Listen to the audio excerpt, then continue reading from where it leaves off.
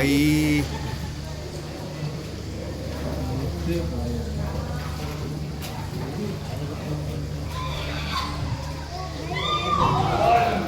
এই মাথায় বাড়িটারি লাগিয়ে দেয় নাকি? দেখো, এই তো টাচ ইট।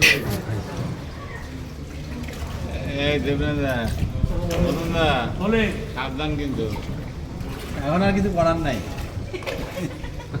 ও দারুণ লাগছে কিন্তু। আজ পর্যন্ত কোনো চাকা টাকা ভাঙি পড়ে নাই।